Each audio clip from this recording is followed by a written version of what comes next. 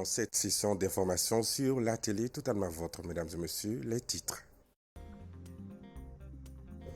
Après Sanankuruba et Safo, le président de la transition, le colonel Assimi Goïta, a lancé les travaux d'installation de la troisième centrale solaire de Tchagadougou-Dialakoro.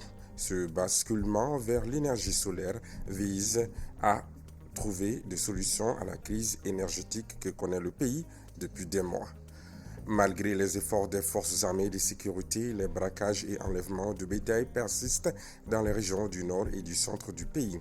Des localités d'Ansongo et de Bankas ont été victimes de malfrats cette semaine. Vous en saurez plus dans ce journal. La deuxième soirée gala de boxe du groupe Renouveau a eu lieu ce vendredi 31 mai 2024. Une initiative qui vise à promouvoir cette discipline sportive au Mali. Les détails dans un instant. Bienvenue à tous aux informations. Je vous le disais à l'instant, le président de la transition a lancé aujourd'hui les travaux de construction de la centrale solaire de Tchagadougou-Dialakoro. La future infrastructure aura une capacité de 100 MW. Ce projet est un partenariat public et privé entre le gouvernement malien et la société émirati Amia Power. Le compte-rendu est signé Maliki Diallo. Le gouvernement de la transition est engagé dans le développement à grande échelle d'infrastructures d'énergie renouvelable en vue de réduire la dépendance et le déficit énergétique croissant. C'est ce qui explique cette cérémonie de pose du premier panneau de la centrale solaire de Tchagadougou-Dialakoro à 120 km de Bamako. C'est la troisième cérémonie du genre en 10 jours. Ces projets d'énergie solaire dont les travaux prendront fin dans 12 mois aura une capacité de 100 MW. La réalisation de cette nouvelle centrale permettra entre autres l'augmentation de l'offre à travers une source d'énergie propre et à moindre coût, l'augmentation de la part des énergies renouvelables dans le mix énergétique du Mali, l'optimisation du coût de production, la résorption substantielle du déficit de production, la maîtrise de la technologie utilisée et le développement des compétences locales, la création de centaines d'emplois par an, la contribution pour un développement local par l'institution d'un prélèvement annuel égal à 1% du chiffre d'affaires réalisé. La centrale solaire de Tchagadougou-Dialakoro est un projet de partenariat public-privé entre le gouvernement du Mali et Amia Power, une société des Émirats arabes unis avec laquelle les autorités maliennes ont signé en 2018 à Abu Dhabi un protocole d'accord pour la conception, le financement, la construction, l'exploitation et la maintenance des installations. La société s'engage à respecter son cahier de charges. Votre engagement envers les énergies renouvelables et du développement durable est une source d'inspiration pour nous tous. Nous saurons, Excellence, Monsieur le Président, mériter de votre confiance en honorant tous nos termes d'engagement que nous prenons à ce jour. La réalisation de cette centrale qui vient à compléter celle de Safo, Sanankuruba, constitue une mutation profonde de la production d'électricité et une contribution à la concrétisation de la souveraineté énergétique du Mali, à travers une augmentation significative de la production d'électricité propre. Ainsi, elle permettra de réduire la dépendance du Mali des énergies fossiles et réduira les émissions à gaz à effet de serre. Les centrales solaires de Sanankuruba, de Safo et de Tchagadougou-Dialakoro, une fois terminées, renforceront de 43% la production d'énergie nationale. De quoi espérer la fin de la plus grave crise énergétique qu'a connue notre pays. Selon les informations concordantes, Moussa Diarra Dizégué a été arrêté le jeudi dernier à Bamako. Il est reproché au jeune célèbre inventeur malien plusieurs faits graves dont l'usurpation d'identité. Explication, Youssouf Koulibaly. Zégué Moussa Diarra et Aliou Traoré ont été placés sous mandat de dépôt le jeudi 30 mai 2024 par le procureur du pôle national contre la cybercriminalité pour usurpation d'identité numérique, diffusion, publication de nouvelles fausses mensongères attribuées à des tierces, de mauvaise foi, de nature à troubler l'ordre public, diffamation par le biais d'un système d'information. Ils devront comparaître devant les juges à l'audience ordinaire du lundi 1er juillet 2024. autres. Selon plusieurs sources concordantes, les deux jeunes ont abusé de beaucoup de personnes en se passant pour des dirigeants ou proches de ceux-ci, en réclamant parfois des sommes d'argent. Au fil du temps, avec des preuves à l'appui, les victimes ont saisi les plus hautes autorités du pays qui n'ont pas tardé à saisir la justice. C'est donc avec des preuves matérielles, dont des captures d'écran, que les enquêtes ont été ouvertes et les deux individus ont été appréhendés et rapidement mis sous mandat de dépôt. Un vrai coup dur pour ce jeune inventeur malien qui risque de voir sa jeune carrière s'interrompre. La situation sécuritaire ne semble pas s'améliorer dans des localités du nord et du centre du pays, malgré les efforts des forces armées et de sécurité. Cette semaine encore, les hommes armés non identifiés ont sévi dans les localités d'Ansongo et de Bankas en dépossédant les habitants de tous leurs biens. Les détails avec la Diakité. En effet, des forums de retour de la foire hebdomadaire d'Ansongo ont été victimes de braquages par des hommes armés non identifiés le jeudi dernier 30 mai 2024. Les braquages s'est déroulé près de Kunga, un village de la commune de Boura, à une vingtaine de kilomètres d'Ansongo. Les forums ont été dépouillés de tous leurs biens et marchandises. Il faut signaler qu'à l'approche de la fête, les marchands sont victimes au quotidien des braquages. Le même jour, des hommes armés non identifiés ont enlevé des troupeaux de bovins et de caprins à Orokuntan, cercle de Bankassa.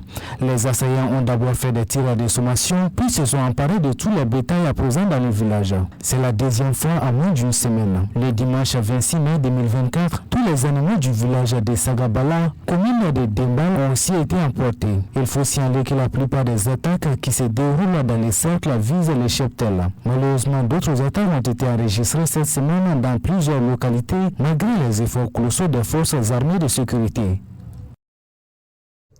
Débuté ce jeudi 30 mai, les travaux du Salon des médias du Mali se poursuivent jusqu'au dimanche 2 juin 2024. Notre reporter Amadou Diarra a fait le tour des différents stands.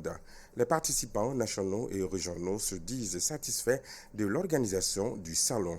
Sur place, les anciens journalistes maliens ont animé un panel sur l'histoire de la presse malienne dans toutes ses facettes, notamment la question du financement de la presse.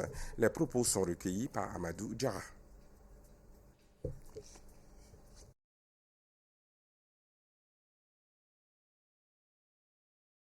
Donc c'est un moment vraiment d'échange, de contact, de discussion entre d'abord journalistes et aussi avec nos internautes ou bien nos followers.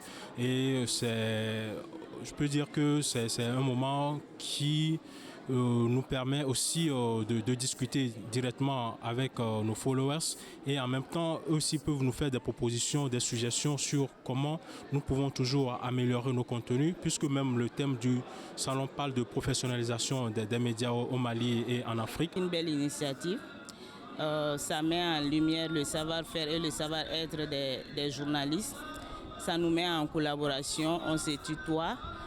On crée des relations vraiment, pas seulement de journalisme, mais je dirais des relations sociales entre nous-mêmes en tant qu'êtres humains. Aussi, les visites qui se font tous les jours, on crée des relations en termes de partenariat. Le salon a débuté depuis le jeudi en principe. Nous avons commencé par l'ouverture de l'école des salons. Il y a l'école des salons qui compte 2 classes cette année. On a initié l'école lors de la 2e édition avec la première classe. Nous sommes à la 3e édition. On a ajouté une autre classe. C'est-à-dire les élèves de l'an passé sont partis en 2e année. Donc déjà, on peut dire que les salons ont commencé depuis le jeudi et ça va, il y a de l'engouement. Les hommes de médias se sont appropriés des salons et des partenaires viennent également pour visiter les stands. Donc on peut se dire que ça va vraiment, presque l'objectif est atteint. Moi, je suis impressionnée. Et je dirais que mes impressions, elles sont vraiment bonnes parce que depuis l'ouverture même, quand on voit le nombre d'autorités maliennes qui sont venues à la cérémonie, on sent que vraiment, depuis les autorités jusqu'à la population, tout le monde a adhéré au projet. Et en plus, quand je vois l'organisation avec les confrères, on a l'impression que la quasi-totalité, en tout cas des organes de presse et des médias ont adhéré au projet et je trouve que c'est une très belle réussite. Oui, le débat a porté sur l'histoire de la presse malienne dans toutes ses composantes et l'une des composantes c'était le financement des partis politiques, le financement de la presse, le financement public de la presse. Et nous avons d'abord déploré le fait que le financement se soit arrêté, mais ensuite c'est de comment la presse elle-même peut trouver les mécanismes pour s'adapter à la situation, pour inventer un modèle économique en lien avec le contexte actuel que nous avons. Après 2 week-ends de formation, la jeune chambre internationale Bamako Espoir a clôturé son projet Espoir Business School 2024 ce vendredi 31 mai 2024 à la Maison de la Presse de Bamako. Ce projet de formation avait pour but de développer l'esprit entrepreneurial chez ses membres, observateurs et sympathisants. La cérémonie de clôture a enregistré la présence de l'administrateur général du groupe Renouveau, représentant son PDG, parrain de l'événement, et du président national de la JCI Mali. Alamako Djibate, Zakaria Oumar Keita pour le compte-rendu.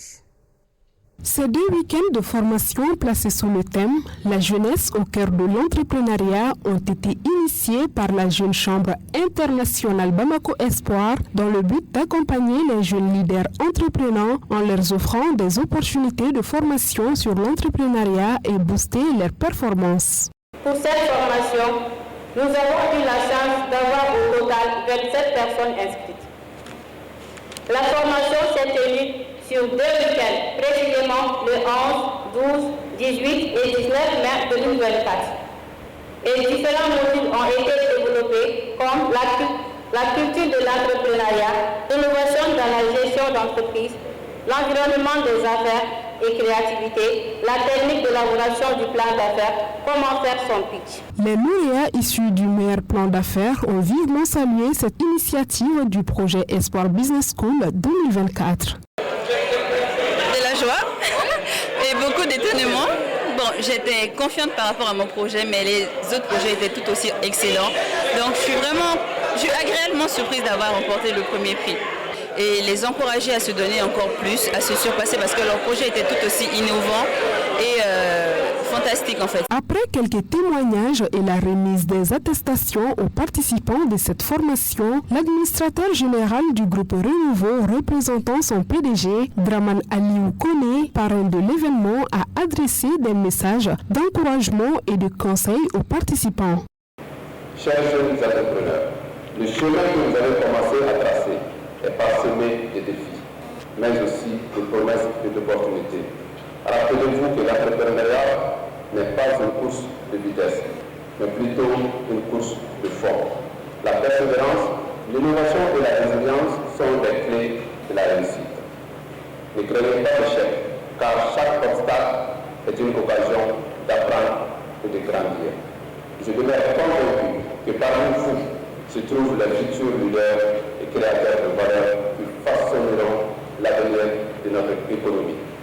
Vous avez maintenant les outils nécessaires pour vous lancer et je vous encourage à faire preuve de confiance et de détermination. Cette cérémonie de clôture a pris fin par la déclaration du résultat de l'évaluation du meilleur business plan et la remise des trophées aux 5 lauréats. Par ailleurs, la 2e soirée gala de boxe organisée par le groupe Renouveau s'est tenue ce vendredi 31 mai 2024 dans le grand studio du Renouveau TV. Diffusée en direct sur M7 RMC, la 2e chaîne de télévision du groupe Renouveau, cet événement a offert un spectacle de qualité aux fans et aux professionnels de la boxe tout au long de la soirée. Cette initiative a permis aux boxeurs et aux boxeuses de s'exprimer et de se faire connaître tout en offrant aux fans de boxe un rendez-vous régulier pour suivre le noble art. Lolomadi Baté. En effet, pour cette 2e édition de la soirée Gala Boxe du groupe Renouveau, on a enregistré la participation d'au moins salles au lieu de 2 pour l'édition inaugurale. Les combattants issus de 5 catégories de poids retenus par la commission d'organisation ont offert un spectacle de grande qualité. Le public enthousiasme et ferveur encourageaient les boxeurs tout au long de la soirée, créant une ambiance chaude dans la salle. Les combattants se sont enchaînés avec intensité, offrant des moments de suspense et d'émotion aux spectateurs.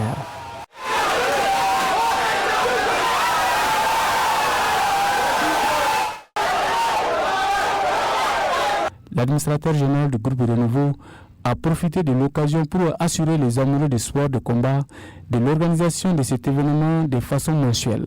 Et cela dans le but de promouvoir la boxe et de mettre en avant les talents locaux. Le groupe Renouveau, à travers sa nouvelle chaîne M7 RMC, est en train d'offrir des combats en direct et en live. Voilà, donc si vous voulez en anglais, donc nous sommes en train de faire vivre les gens un événement qui a beaucoup de suspense, un événement qui a beaucoup, on va dire, d'intérêt pour le public malien. Cet événement, il est mensuel. Il est mensuel parce que je vous ai dit, l'intérêt que suscite cet événement, nous ne pouvons vraiment que le rendre régulier et le rendre encore plus intéressant parce qu'il est en tout cas de notoriété que ces jeunes gens qui ont l'amour de la discipline, qui ont l'amour de ce métier, ils ont besoin d'être soutenus. Et Renouveau, chaque combat, nous n'enregistrons pas de vaincus. Il n'y a que des vainqueurs. Nous avons enregistré en tout cas 8 clubs. Et il y a eu 5 combats. Donc j'avoue vraiment que l'engouement il est vraiment de taille. Donc cela voudrait dire que nous sommes en train de donner une nouvelle âme à la boxe malienne. Les spectateurs ont pu assister à des combats de haut niveau et ont été témoins des performances remarquables de la part des participants. C'est en tout cas ce que Renouveau est en train de faire avec M7 RMC, c'est une première au Mali, une chaîne de télé vraiment organise des galas pour faire la promotion de la boxe au Mali. C'est très important. Nous, on ne peut que les remercier. Nous remercions l'ensemble du staff, à commencer par le DG jusqu'au dernier cadre. Nous les félicitons, nous les encourageons à pousser encore la boxe de l'avant. Donc le combat de ce soir, les impressions est que vraiment les boxeurs le combat était de taille, les boxeurs étaient prêts. Vraiment j'ai apprécié, j'ai aimé l'événement parce qu'il vient à juste moment pour vraiment appuyer le travail de la Fédération malienne de boxe, pour permettre à la boxe malienne d'être vue au Mali, en dehors du Mali, à travers vos chaînes. Les combattants ont été intenses, mettant en avant le combat et la détermination des boxeurs et boxeuses participants. Les vainqueurs ont su faire preuve de technique, de stratégie et de courage pour remporter le combat et ravir le public présent dans la salle et devant les écrans de télévision. Ça a été bien passé comme j'avais prévu même. J'ai fait beaucoup de travail et quand tu voyages, tu vas avoir beaucoup de techniques. Donc j'ai travaillé la technique et puis je suis venu en mettant dans ma tête que je vais gagner ce combat et j'ai gagné. Chaque combattant a été récompensé lors de ce deuxième gala de boxe. Les deuxièmes ont empoché chacun 50 000 francs CFA et les vainqueurs ont reçu chacun 100 000 francs CFA plus une attestation de participation. Selon l'administrateur général du groupe Renouveau, les amoureux de boxe peuvent suivre ces spectacles dans les jours à venir sur les espaces publics à travers la ville de Bamako. Ce gala de boxe a été un véritable succès, confirmant l'engagement du groupe Renouveau à promouvoir les sports de combat en général et en particulier la boxe. Ainsi s'achève ce journal. Merci à vous de l'avoir suivi avec attention. Le serpent a beau courir, mais il ne va pas plus vite que sa tête. Proverbe africain. Excellent week-end à tous. À bientôt.